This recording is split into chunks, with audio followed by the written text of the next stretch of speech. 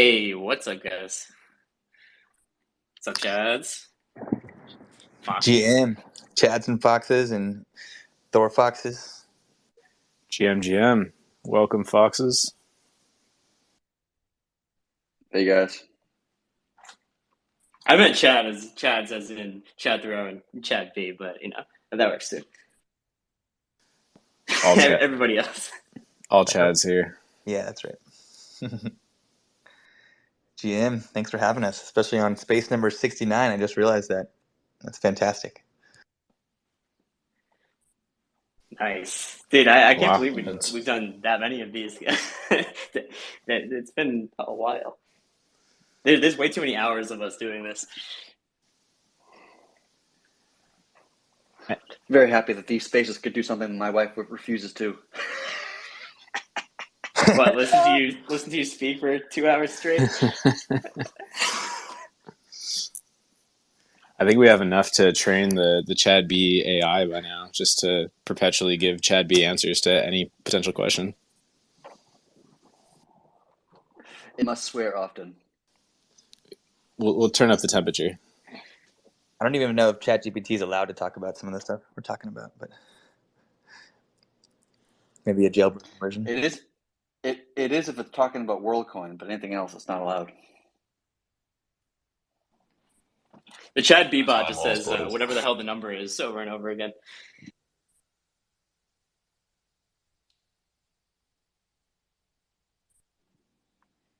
But thanks for coming up, guys. Yeah, do you want to get started and do your guys' show if you want to make the announcement of the ShapeShift snap. That's a huge news. Who wants to do it? Willie? HPen, you want to do it? No, it is. I did not build it, so I think I'm not that I'm not qualified, but someone else deserves the pleasure. All right. Well, I'll take that opportunity because it's a pretty exciting announcement, and excited to share it with you all. That if you haven't heard yet, you can now use Bitcoin, Doge, Cosmos, THORChain, and a number of other chains with your MetaMask wallet. You can use that on ShapeShift, and you can use that with all the features that ShapeShift supports, of course, including THORChain swapping for cross-chain swapping.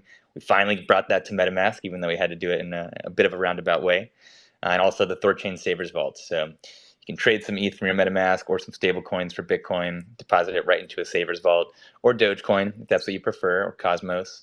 And it's a beautiful experience, powered, of course, by THORChain in the back end, MetaMask, which is the most popular wallet, and the beautiful ShapeShift interface. So really bringing together some awesome technologies that have been in the works for quite a while into a pretty game-changing experience that hopefully lots of new users are going to come finally check out and learn more about THORChain and ShapeShift. So huge props to the builders, DeFi Cafe, and the whole engineering team, and Pasta Goes for building the snap. Something that we've been working on for over a year now. And so we've been waiting for this day and are super excited to finally be able to share it with y'all.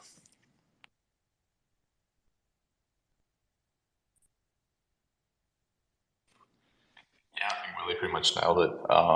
It's pretty cool what MetaMask allowed people to do technically. So for people that are sort of interested, I put a little bit of a thread out, but it basically so MetaMask manages your private keys as a hot wallet and lets the snaps basically take control of those. So for the chains that like ShapeShift supports, and there's obviously a huge overlap there with THORChain, it allows us to derive those keys and manage them for all of the old UTXO coins. So that's like Bitcoin and the forks like Bitcoin Cash, Litecoin, Dogecoin, and then the Cosmos SDK chains as well. So Cosmos, the OG, or Atom itself, and from there, like obviously Rune. Technically, we can do really any chain, but we've just decided to limit it for the launch to the ones that are supported by ShapeShift, just to kind of avoid confusion for users there. But the ones that people want to use, namely like the big ticket item being Bitcoin, there, people are able to come along with a few clicks, install the snap, click a few buttons, and then trade ETH to Bitcoin or back and forth with MetaMask, all powered by THORChain, which is like for something that's just launched, there's some rough edges, like, and it's obviously only going to improve on the like consensus side with the Snap architecture and API they expose, but just people being able to use Bitcoin in MetaMask is a huge step. So big shout out to like Pastor goes down the audience there, and also Gomes. So you know, different engineering teams coming together to deliver both the Snap and then like all of the integration throughout the Snap. And then, yeah, the UI to support that as well, and the UX, and Nine Realms team for, you know, talking about it, and, you know, obviously THORChain for making it actually useful.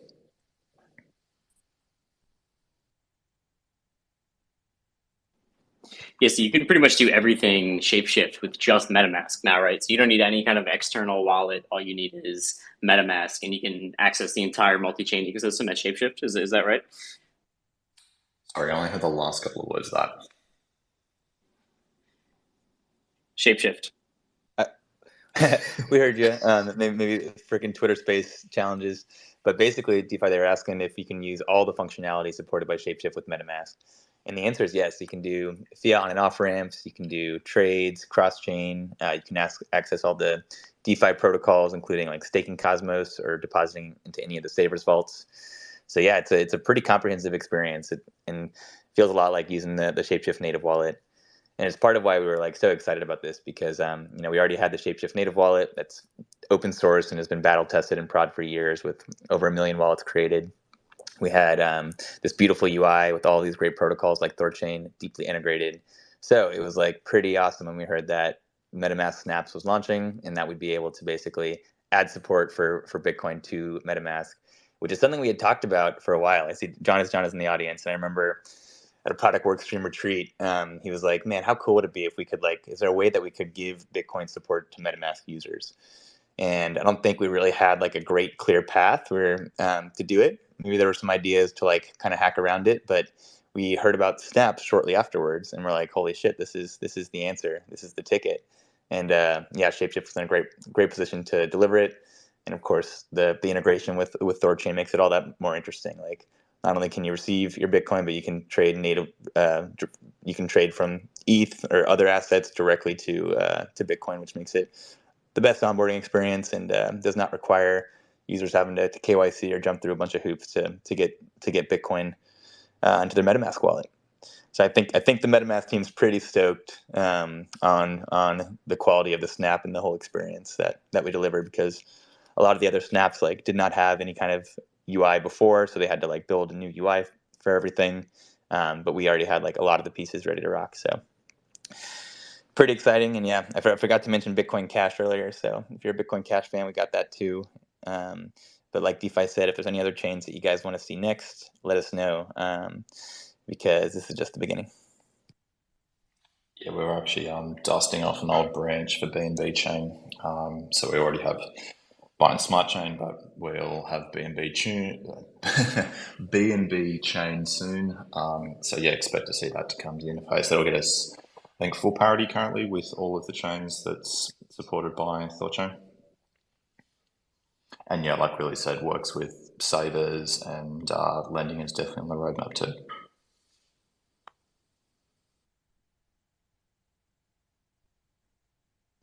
Excited to bring lending into the fold too, and add that as another awesome feature for MetaMask.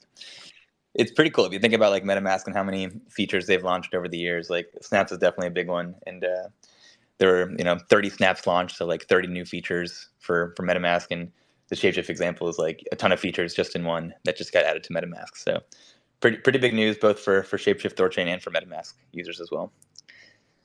Yeah, and I'm sure as they look at how the Snaps kind of develops and that ecosystem kind of starts to expand, they'll see what features are the most used, most successful, and like bring the most attention to the wallet and the most like user interactions, and just add the most functionality. And then hopefully those integrations like this absolutely huge multi-chain integration ends up finding its way into the wallet itself, which is like it's a great end goal to be there. So it's like hopefully this is a great first step. I mean, it's absolutely amazing that this is even possible and they were able to do something like this. basically just like make an app library for your wallet. Like who knew that something like this could even exist like a couple years ago?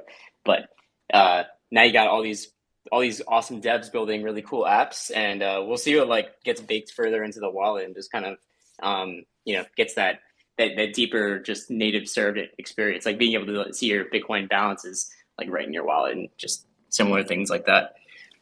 Yeah, hopefully this as a first step shows MetaMask like how much demand there is for stuff like this, and then that can just like pave the way for an even more like seamlessly integrated into their UI and UX experience to be able to like manage Bitcoin and swap multi-chain and all that. Are you guys watching like stats on this yet, or like just to kind of track how it's going so far, or like will there be any like dashboards to see what's going on through MetaMask specifically, anything like that? Yeah, we've got some mixed panel stats already for how many people are using it. Not as many as we expected. So, like, I guess the best thing that all of the THORChain listeners can do is like basically spread the word about this. I think part of it is like it sounds like a scam. Like it nearly sounds too good to be true. It's like Bitcoin in MetaMask. But yeah, if anyone wants to go like rile up Bitcoin maxis and ask them why they don't want to hold some Bitcoin in MetaMask, I think that's a pretty cool way to get people talking about this. But similarly, like the Doge community as well. There's a lot of people. I know that the wallet support for that's so not ideal, and like MetaMask holding stuff in hot wallet has its downsides, of course. But there's a lot of people that are kind of comfortable with that, and spreading the word to those people and just like lowering the friction, especially with whatever like is happening on X and Elon being a big Dogecoin proponent. I think if people just like kind of get out and spread the word, or just try it, and see what you think. Like it's very new, like you guys were saying. I think it's cool that we've got like such a functional thing from end to end, where it's not just like you can hold it, but you can actually use savers, you can do swaps, you can do everything that you would normally expect to be able to do with a wallet so far. Obviously, there's some limitations, like there's no hardware wallet support yet, as much as, like Parse looked into this deeply, but it's just not supported upstream. I'm sure that's something that we will down the track.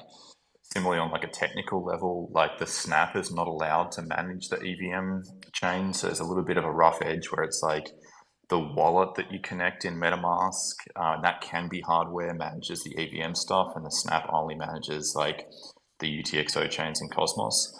I'm sure Consensus will like hopefully loosen that requirement in future, so that people could build stuff like a signing adapter for Ledger or like Kiki, for example, and that becomes a pluggable part of the model too. But yeah, like I think it's still a really cool start, and just more people need to try it, and we're more than happy to hear the feedback on what you think or how it could be improved, like within the limitations that we've got at the moment. So speaking of those limitations, I like Familiar Cow's idea of like, could we have maybe a more integrated experience directly within MetaMask in the future? Past, I'm curious, you probably have the best insight into this. Can you talk about like what's available currently with like what you can do inside of the MetaMask extension UI, as well as potentially if you have any insights into what's going to be possible down the road? Sure. At the current time, MetaMask provides a limited UI toolkit for snaps that sort of restricts us to. We've got some flexibility in layout of confirmation dialogues and all of that, but we can't really build rich integrations directly into the MetaMask UI just yet. Speaking with Christian Montoya some number of months ago, that's certainly on the roadmap. But the delivery date on a more comprehensive set of tools that allow for richer UI integrations is TBD. Additionally, it is, to the best of my knowledge, that they do intend to provide support for for integration with hardware wallets and the development of arbitrary plugins that are more deeply integrated with the MetaMask internals, of course, without compromising secrets that are held inside MetaMask. But again, that's some date down the road. So as of now, we've integrated with MetaMask as deeply as we can. We are up to date with the current state of the art as far as the tooling available through MetaMask snaps, and hope to stay up to date in the future as further tooling's rolled out. Super cool. It'd be great if like one day they just add pretty robust support and for customizing the UI in there, and if we could like lift some of the existing ShapeShift UI that's already super smooth and mobile responsive and drop that like right into MetaMask, will be sick. So we can hope and dream and make those requests. And yeah, like DeFi was saying, the more we can raise awareness, the more we can make this multi-chain snap the top snap and get a lot of adoption. And I think the more willing that MetaMask team will be to support functionality and requests like that. So tell your mom, tell everybody about this multi-chain snap. Told your mom already, Willie. Oh don't yeah, worry. I phoned her up the second you guys released. Is there is there an app? Is there like a leaderboard or whatever? You could see the most downloaded snaps, and you can kind of get a sense of which snaps are like getting a lot of adoption versus the others. Just because I'm kind of curious now, like how the others are faring in comparison to the ShapeShift one. Yeah, it's a great question. So I got to hang out with a lot of the Snaps team and permissionless this past week. And for sure, they kind of hinted. Definitely, I think we all saw that like the multi-chain snap got the most attention on crypto Twitter. We'll see how that translates into like actual users. But Montoya, the senior product manager, said that the chain snaps, the snaps that add new chains to MetaMask, are getting the best results so far. Seem to be what people are most interested in. And they don't yet have a dashboard ready, but they're working on a dashboard that they'll be able to share publicly. So stay tuned, and we'll be sure to share that with the Thor community when that's ready. Pastor, you probably know the answer to this. Is there any, I'm guessing the snaps are completely isolated and there's no like kind of API they can provide to each other, because I can't see any specifics immediately, but it'd be really cool to be able to like compose these things together. Like I can see a future where people have multiple snaps installed that each have their own like separation of concerns and specialities, and like together they work together as kind of a suite of things. Yeah, that definitely could be interesting. As of right now, each of the snaps is sandboxed entirely to avoid, sharing of secrets between snaps. But I can definitely see a use case for allowing snaps to communicate with each other via an API provided through the snaps interface. So I definitely think that's something we should raise to Montoya and check and see if that's not on their roadmap already.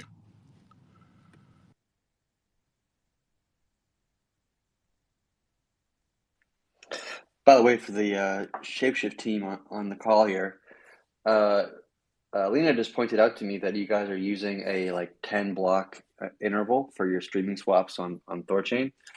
And I don't know if you guys have saw it, but we did some like treasury testing where we took like 14 or 15 trades at 100K swap, 100K value in different directions of different assets. We found that even doing like 1 block intervals actually maintains, the same price execution in the end, and it's like obviously 10 times faster on the streaming swaps. So you're exposed to less price volatility like during the course of the streaming swap. So something to investigate or to spend some time kind of considering of like changing the policy around like what is the streaming swap interval for trades on ShapeShift. Yeah, I would really appreciate that. We've got a draft PR in progress right now. I would expect that it'd probably land in about 24 hours. I actually just tweeted it in the thread below with some screenshots and stuff. So absolutely, we started there to just get the streaming swaps out as a starting point. But appreciate that like feedback on it, and we will implement that to tighten those up.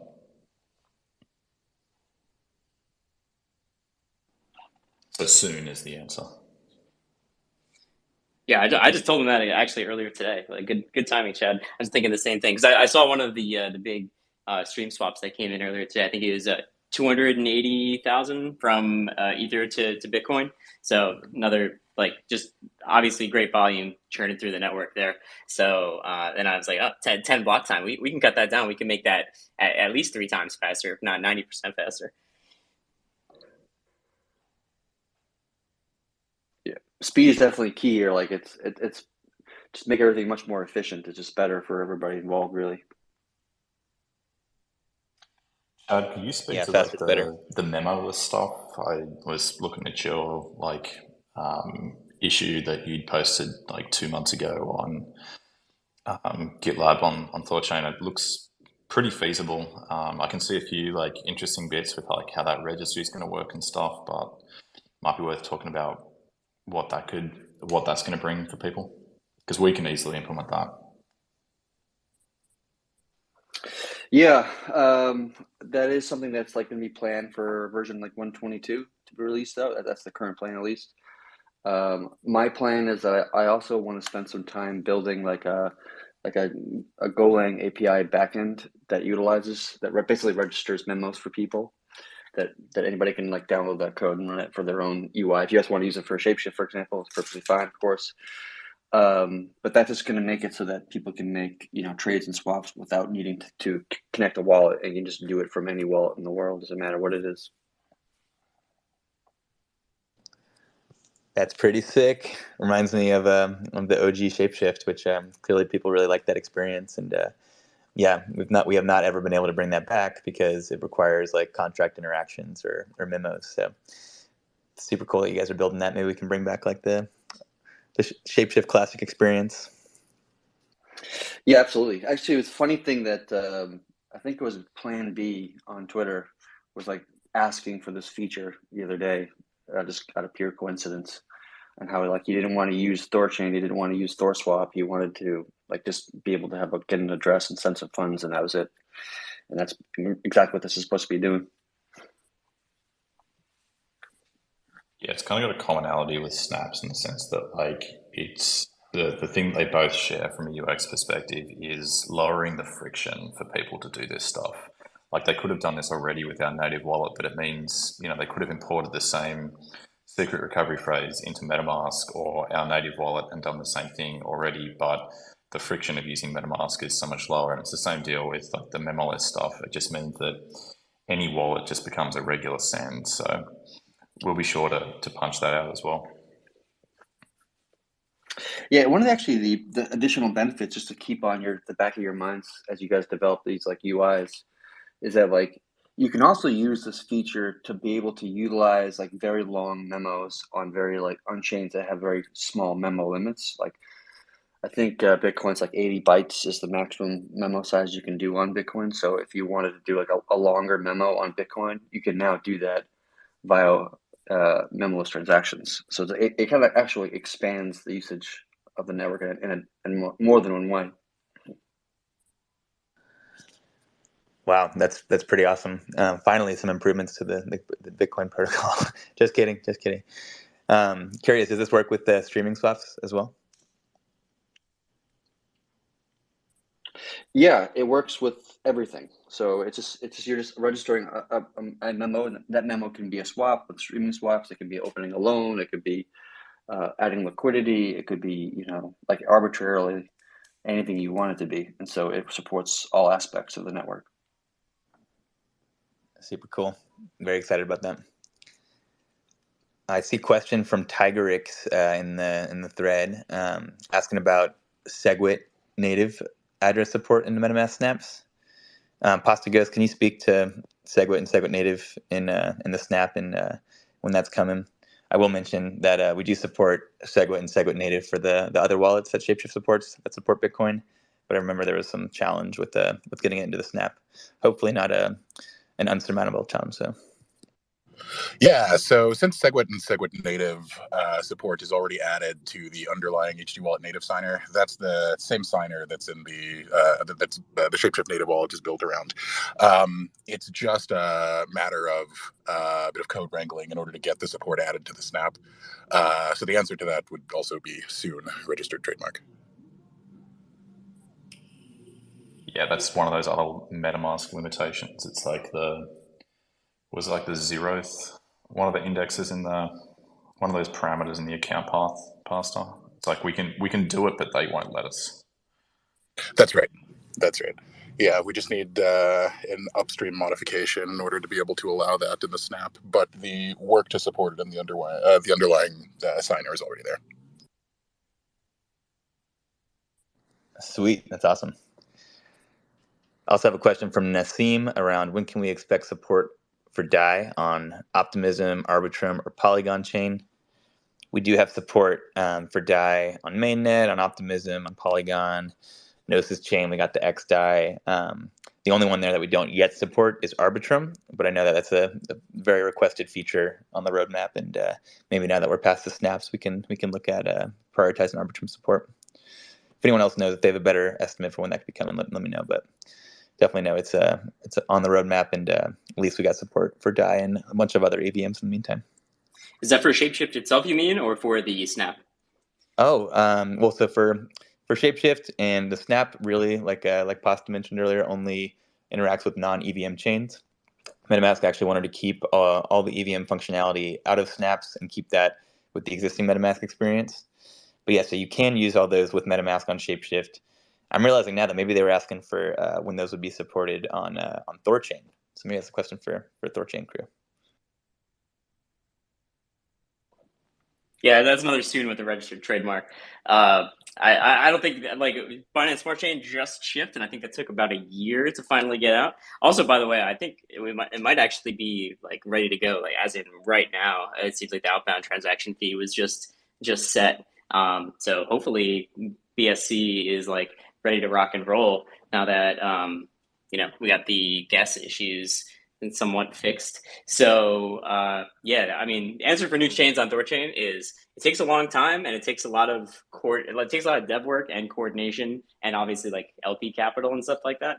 So let's see how BSC goes, and let's see if we get a lot of liquidity, if we get a lot of trade volume, then like if BSC is wildly successful, then yeah, maybe we start going wild on some more chains. But if BSC is kind of low volume and not really pulling its weight, then that might pump the brakes a little bit on new chains being integrated if there's really is an appetite for people LPing, because it takes a lot of dev work and testing and just general coordination to get this kind of stuff out.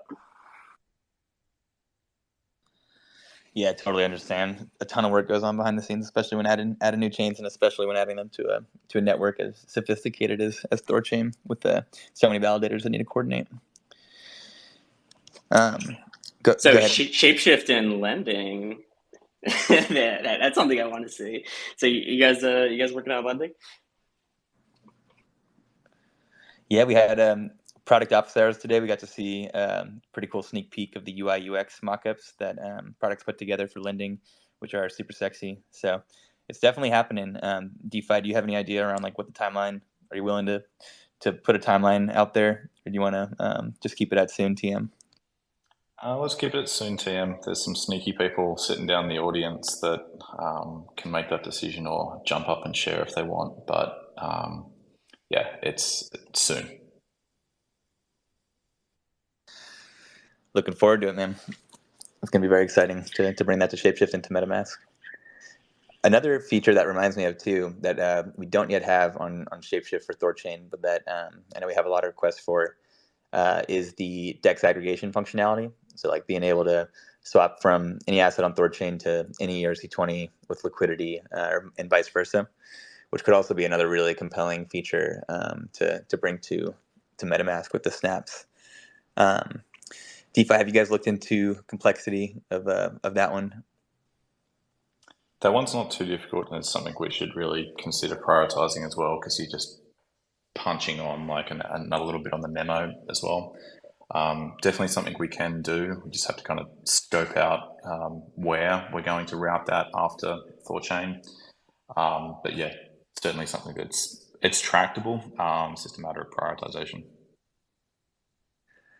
Fox, yeah, so much exciting stuff to build, and I think just worth mentioning basically that like for anyone who doesn't have the context, it feels really good for ShapeShift to be doing cool shit again. Like we used to be pioneers, and that was pretty awesome. And then we pioneered when transforming into a DAO, but then we also had to spend like over a year and a half basically rebuilding the existing ShapeShift, which if you guys remember was already integrated with THORChain, but was centralized and was not open source, and chose to basically rebuild a lot of that from scratch. We reused a lot of great stuff, but we built a lot of like the UI from scratch, and to took a while, and like meanwhile, you guys and everyone else in the industry were like evolving while we were just rebuilding. So it feels pretty awesome to finally like be past the parity stage with the new open source app architected for full decentralization, to be caught up with a lot of the great innovations that we've missed up on, or at least be catching up on them, and then starting to ship really cool new stuff. So love to see it, and yeah, props to the whole ShapeShift community on that one.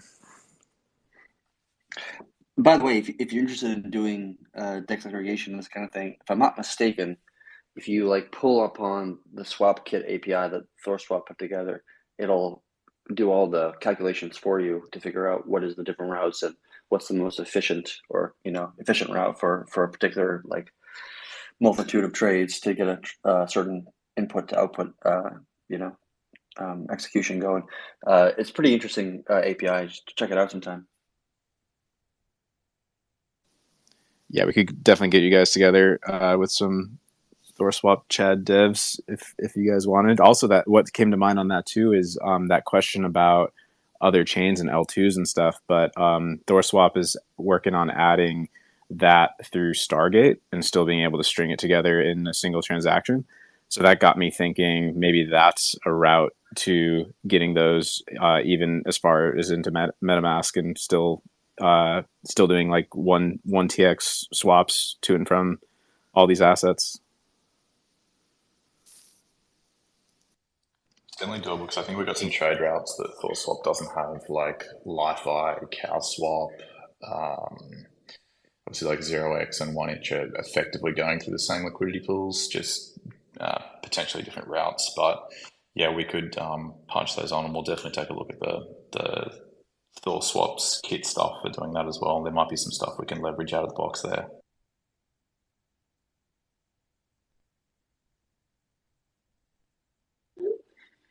And a lot of everything kind of boils, really what you were saying before is just removing friction.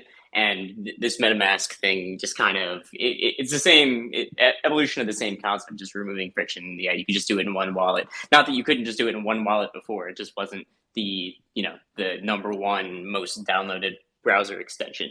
So it just kind of just abstracts that complexity and just makes it easier for a user just to not have to download and take care of all these different wallets, which I'm sure a lot of us have spent a lot of time and energy and heartbreak trying to like figure out which wallets to use for different coins and like making swaps. So yeah, I mean it's the most like downloaded wallet out there. So that's pretty, and that goes for pretty much every feature of THORChain. It's all about just like abstracting complexity and removing friction, which are kind of like two sides of the same thing. DEX aggregation, just making it easier to go across multiple dexes with one hop, and memoless transactions, making it easier to, you don't even need to account for the wallet when making a transaction. It's completely agnostic of wallet. Or streaming swaps, making it easier to split up trades so you get better price execution. Just breaking up friction and making it easier and easier to use all these on-chain things. And I mean, at the rate that everything's evolving, like it's just really cool to see just how kind of like feature complete everything is getting, and just like getting like a really really tight experience all the way around, from like the wallet side to making things like wallet agnostic, to making the swaps really good, to making the execution really good, to like adding more and more chains, to then making it so you can just loop between dexes and things like that. It's all kind of an evolution of the same concept, and pretty much everything that's being delivered in the future is like also the same, just abstracting complexity and just removing friction. Yes, sir. Couldn't agree more. We're all about that, and it's awesome to see just like piece by piece more friction getting eliminated. We're definitely moving in the right direction in terms of like user experience and functionality, even if the markets don't show that right now. So yeah, I mean, it's pretty cool to think about. Like, not only are we building a more transparent and trustless financial system, but also like we're on a path to actually make this stuff easier than even the centralized TradFi. So it's going to take some time. Like it's obviously huge, ambitious stuff that we're building, but pretty awesome to see these communities continuing to deliver and listen to you all, to our users and communities. And yeah, like it's important stuff. It's hard work, but we're doing it, and awesome to see. Like it's a huge step forward. I think a lot about too, like probably a lot of you on the call might have multiple wallets. You might have been in the space for a while, but I think a lot of users that have joined in the last cycle or since then, there's a good chance that they started with MetaMask, and that MetaMask is their only wallet that they've had so far. But anyone who's entered during a bull market and gotten hooked on all these cool different tokens and visions, and then experience what happens to those tokens during the bear market. I think that convinces a lot of people to like actually check out Bitcoin if that wasn't their first entrance into the market. So now those users finally can do it, and they don't have to go like create another wallet and back up another seed phrase that hopefully they don't lose. So super exciting stuff, and excited to see how they keep improving from here. One of the funny things to me has been looking at people that are like, really anti-consensus, and they're like, oh my God, now, like, great, now I can custody my Bitcoin on this, like, spyware, like, app, like whatever bad thing you have to say about consensus. I just think that's kind of funny, because it's like you can do whatever you want. You can self-custody it in your own hardware wallet. You could just have a paper wallet. You could store the seed phrase in your brain, and then like there's so many, you could do anything that you want to. Like, no one's forcing anyone to use a MetaMask snap or anything like that. It's just making it easier for a certain type of user. So I just think it's funny that some of the Bitcoin maxis and just come out of the woodwork to just kind of just shit on MetaMask a little bit. I'm sure you guys have seen that too. Totally. I was thinking about that when Chad was talking about Plan B. Like, we should tell him about the snap, but like, no way is he ever going to use MetaMask. So we always say at ShapeShift, like, we don't really care what wallet users use, as long as first of all, they're practicing self-custody, but then, hey, as long as they're using ShapeShift or using THORChain, we're happy. So just, again, trying to onboard as many of the masses as we can into this, into financial sovereignty. Oh, we need all the Thor chats to like just start trolling the maxis with the Coparta memes and just put bulk Bitcoin in MetaMask and show them that you can, and they're just going to be upset about it because it's MetaMask. It's like, no, you can't put the orange coin in that wallet.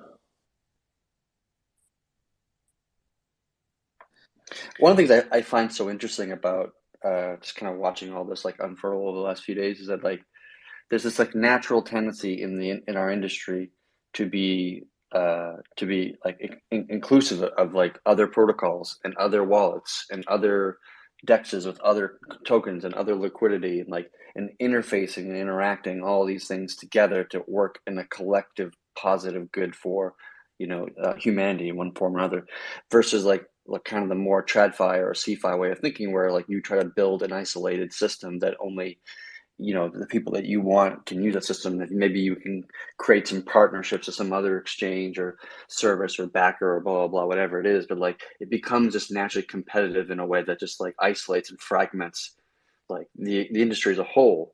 And in the inverse, you have like what THORChain's doing and what ShapeShift's doing, and like all these different things, like utilizing different services for different purposes when it actually makes sense, and freely moving throughout the system, because everything here is permissionless, and so like everything's just freely available. It exists solely to be a public good, and not to be like to try to grab market share and become the dominant thing, whatever the hell that thing might be. It's just like it's a much more like utopian ideal that like this industry is moving towards than the kind of like centralized TradFi, CeFi way of thinking of like just trying to dominate everybody else. Yeah, I fully agree with that. It's like that's where I can't quite understand the reasoning of maxis, of like Bitcoin or ETH maxis on either side. Like they've kind of forgotten the fundamental tenet that we're trying to build something open and should be agnostic to all of this stuff. And like Eric Voorhees gets a whole lot of shit from the like Bitcoin maxis, especially. It's like, oh, we thought you were like the Bitcoin god, just like you were the Bitcoin guy. He's like, no, the other things are cool too. Like it's a strange one. Yeah, I always love it when I read like a tweet or something like this that's like yelling at Voorhees and like calling him like either shitcoiner or he's like, he's turned his back on Bitcoin or something of this nature. Like I always just have to giggle, because like the guy has been around for like 12 years advocating for Bitcoin. There's like very few people in the world who have spent more time and hours than he has. in like advocating for the ideals and what it is that Bitcoin does. And to see people shit on that, it's just like, you're an idiot, man. It's so true. It's like few people really can say that they love Bitcoin more than Eric. Definitely a few of these maxis. Um, so it's just hilarious. And he was like one of the first maxis to actually realize like, oh shit, like this Ethereum chain is actually pretty cool and can do some things that Bitcoin can't do, and Bitcoin community doesn't seem like they want to do. So definitely give him props for doing that when it was not popular. And yeah, I feel bad for all the trolls he has to put up with. Yeah, I don't know if you remember this, Chad, but I'll never forget I think it was a Clubhouse you guys did for the launch of multi-chain ChaosNet. I think you, Eric, and then some of I don't even know who else was on, but you know, and just a bunch of guys. I just have a very distinct memory, just because it's Clubhouse, and Clubhouse just got instantly killed by like, you know, 50 lines of this shitty code on Twitter for Spaces. But that's just a good memory for me, listening to you guys talk about the very, very early days of the ChaosNet launch back in like April 21. Oh, yeah, that was 100 years ago. Honestly, feels like it, yeah. Big F in the chat for Clubhouse, by the way. The biggest flash in the pan of 2021. I mean, it's still around, right? It's still doing its thing, I guess. They actually moved. They're like a voice messaging app now. That's what I heard, at least. So that's what I see on the tweet sphere. They pivoted. I thought this was Clubhouse. Is this not? Are we not on Clubhouse right now? Oh shit. Goes to show that you never want to build a startup or a company out of a feature. It just never works. Yeah, Twitter proof doesn't even need to be good. Yeah, those network effects are hard to build and hard to overcome.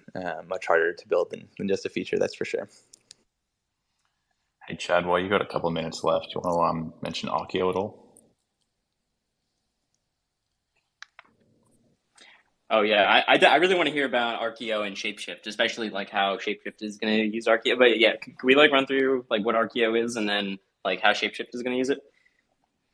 Yeah, I mean, so Arkeo was in many ways kind of birthed from ShapeShift in a sense, and in the attempt that ShapeShift's been doing about like going from a centralized corporate entity and moving towards a DAO, which is a very complex and you know, a lot of moving parts like process. So I might tip my hat to them for sure. And one of the aspects that they were kind of having a difficult time fully decentralizing is how do we get our ShapeShift UI that connects to various blockchains and you know, receives data or tries to transmit data or whatever.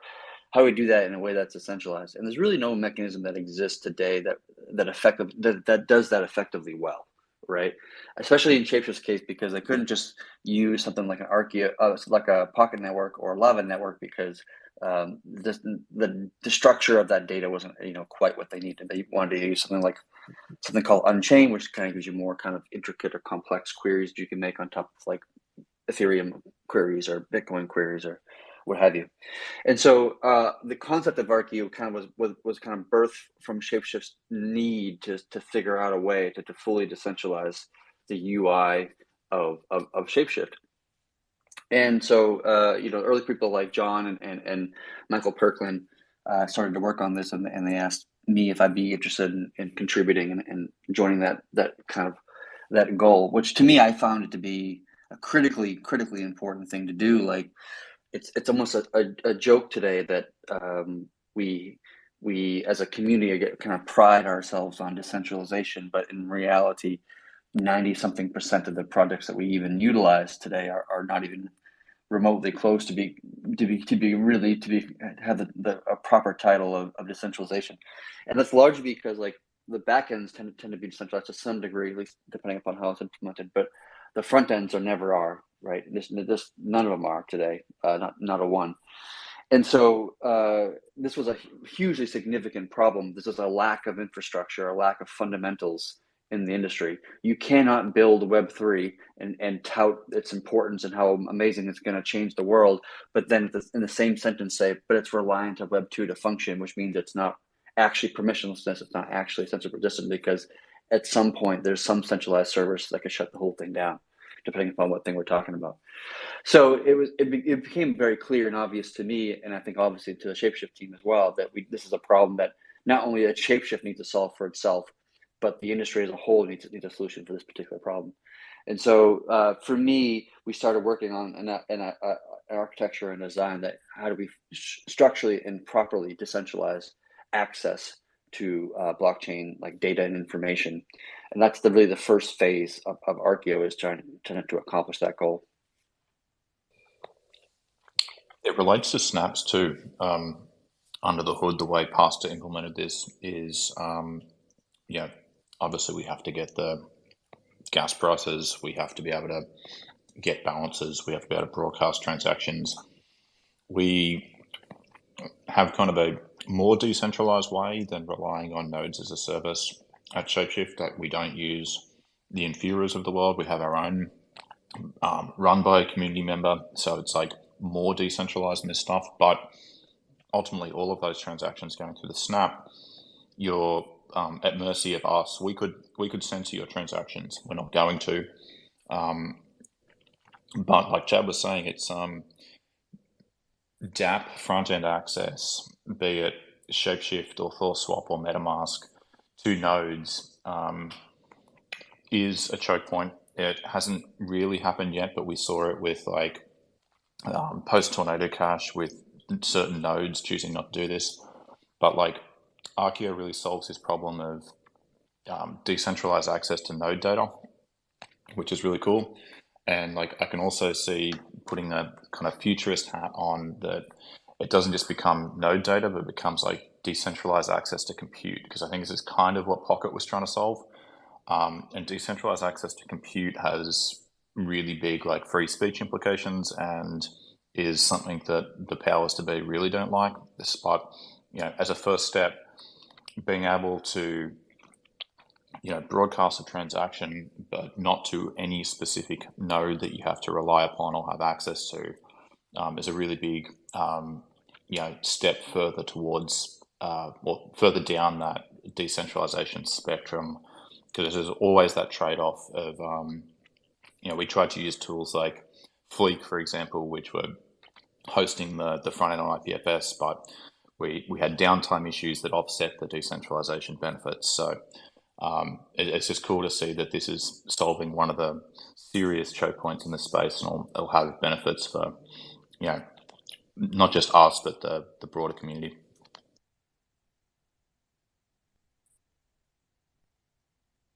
Yeah, one of the funny things, if you think about it, is that like a lot of projects, and I would say 98% of projects in crypto, don't build decentralization. Like they don't actually manifest or do anything that is decentralized themselves.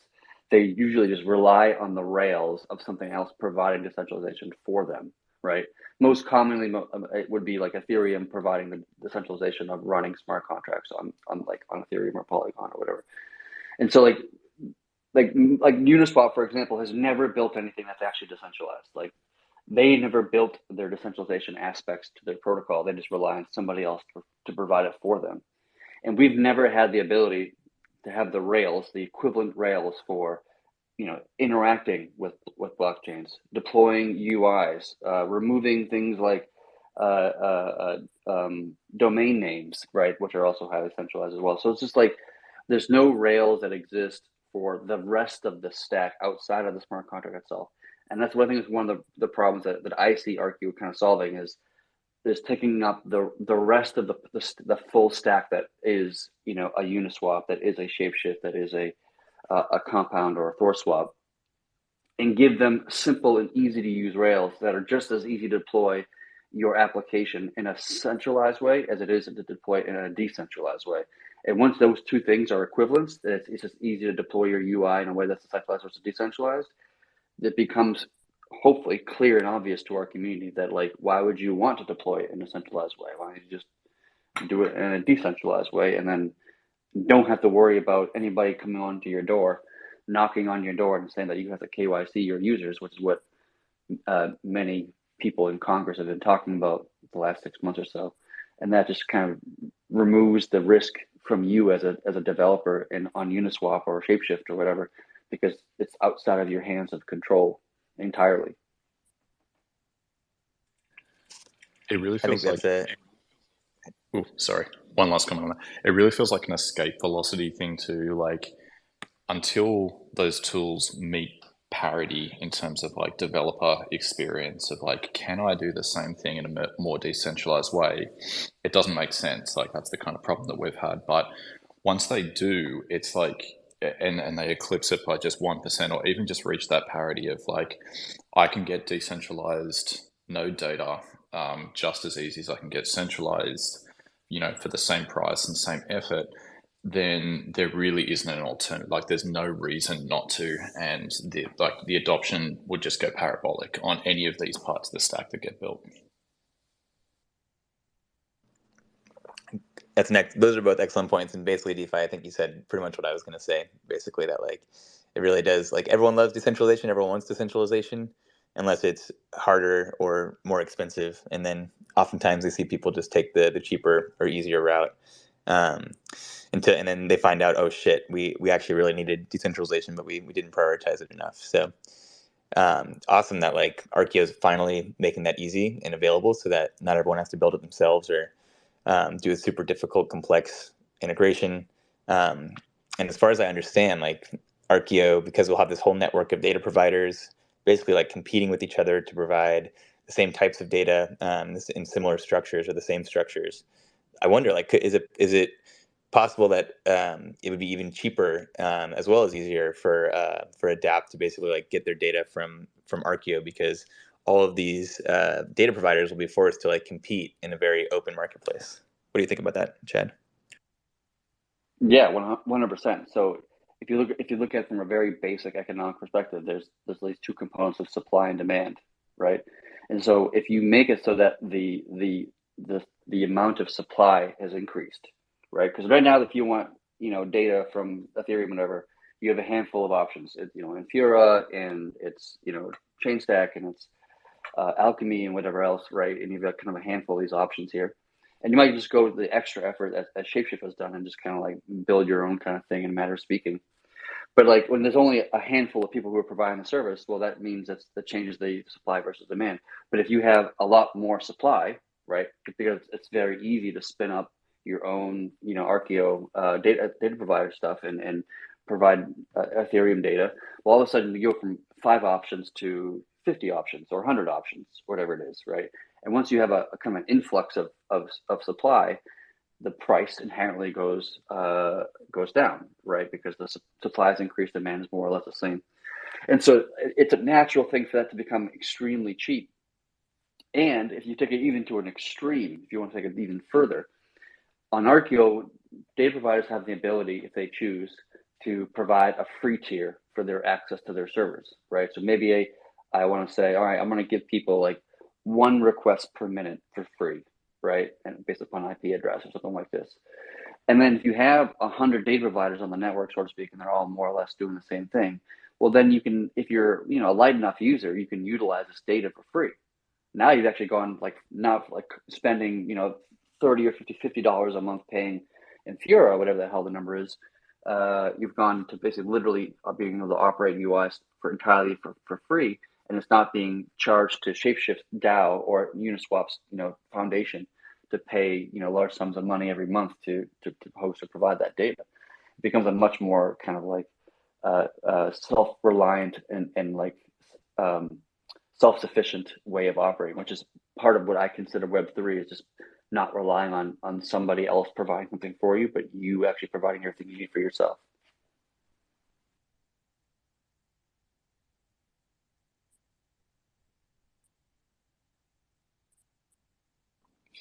Is there any like date to? I mean, obviously, you guys don't have like a date planned out or anything like that. But like, how's the development going on Arkeo mainnet? Like, when can we like expect to actually see something that we can use? Yes, we launched a testnet about a month ago. The code, from a coding perspective, is pretty much there, right? I'm sure there's bugs, and I'm sure we'll improve things over time. But like, we could, in theory, just launch what we have now tomorrow and launch a mainnet, and people could use it and start like, gaining value. Of course, there's like more polishing to do, and there's like probably some dashboards to be built, and we need to do some more wallet integrations. We need to build block explorers, like kind of this ancillary stuff. But fundamentally, like the core protocol is pretty much fundamentally finished and what it needs to accomplish, at least for phase one of this project.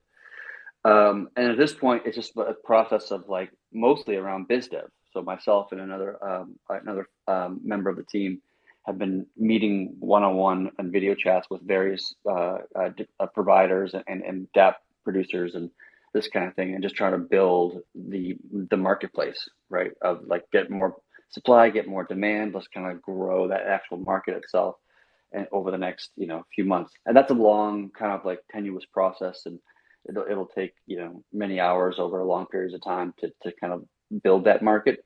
But that's kind of the main focus right now. We should be hopefully launching like mainnet and actually launching the token and doing the airdrop and all this kind of stuff. I'm hoping we'll do it within the next like couple months, give or take some. But right now it's not so much about building the protocol. Right now it's just about building the economy around it.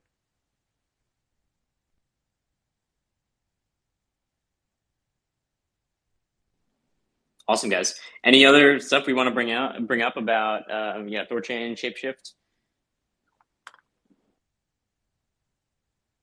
Or anyone want to come up in the audience, ask a question?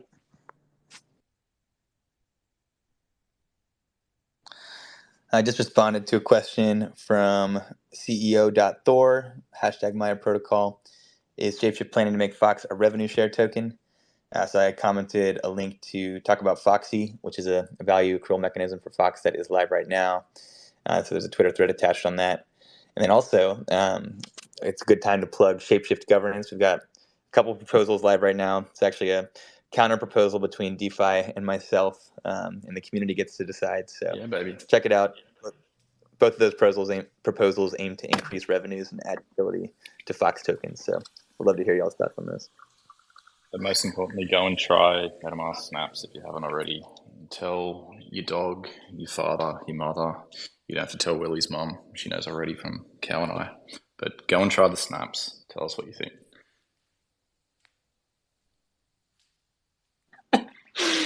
Yep, she's well aware. Download it. Pluto made a great video. Sorry, Willie, of the. I can't even think anymore. Just download the snap. All right, that's all you need to know. Download the snap. Pluto made a video that says how to use it. It takes 5 minutes to set it up. And and if you're trying to onboard someone onto THORChain and start making their first cross-chain swap, this might be an easy way to do it if they're someone that's native to like a lot of Ethereum dApps, but want to start doing stuff with Bitcoin or whatever else. Seems like a great way to get started. app.shapeshift.com or ShapeShift on the App Store or Google Play. Go and try it.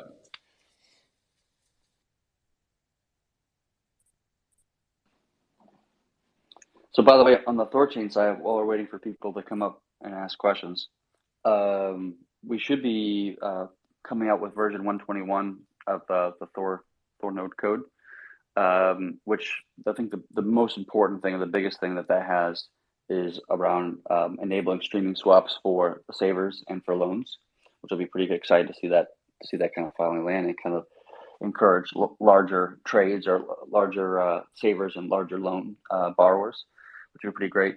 And the other thing that's really I'm kind of excited to see in this particular release is to see keygen retries, and so people should have a lot more tries per hour in another sense to try to do a successful keygen, which has been kind of a pain point in the network over the last few months. But this should hopefully make churns more smooth. Yeah, it's probably relevant to very, very few people, but yeah, that's the important thing. And obviously, savers streaming is like one of the that's huge. You can deposit pretty much whatever size you want into savers with 5 basis points of slippage. So. Right, and it also helps people to keep the yield they earn, right? If you jump into savers and you earn like a couple of percentage points, and then you spend it all on like leaving, then it kind of defeats the point in some sense, right? You don't actually you don't keep your yield in a matter of speaking, because you just give it back to the other LPs of the network. But this kind of allows you to kind of more accurately to be able to keep the yield you generate while you've been sitting in savers. Is streaming into lending with 121 as well? Yes, it is coming in there. It's a little bit different though, because the lending streams are they have a limitation of how many sub swaps can happen in a loan streaming swap, which is different than how it works for savers, and it does that in an order to like be to react to volatility correctly in the interest of the network. But generally speaking, it should give everybody as many stream swaps as they need in a normal market conditions. Super awesome stuff. We love the streams and are excited about lending and streaming coming to all these awesome features. So I got to drop, but I just wanted to give huge props to the THORChain community for building like such amazing tech that the snap would not be nearly as cool if you guys hadn't built the THORChain protocol. Amazing to see how much awesome stuff you guys are able to continue shipping. So thank you guys, and yeah, it's a pleasure building with you all. Talk to you soon. Thanks, Willie. Thanks to all Chads. And Chad. Thanks, guys. Yeah, do we want to wrap it up? I don't know if there's anything else that we really got. Yeah, if somebody has something in the audience they want to ask, we can wrap it up. That's a nope. Looks like no requests. We covered it all. The request for Willie's mum's number will be declined. I just got it off the bathroom door, Oof.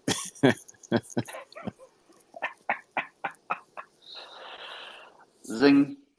All right, guys. Thanks for chatting. I'll see you guys next week. Thanks for Let's chatting. do it. Thanks all. Later. See you guys.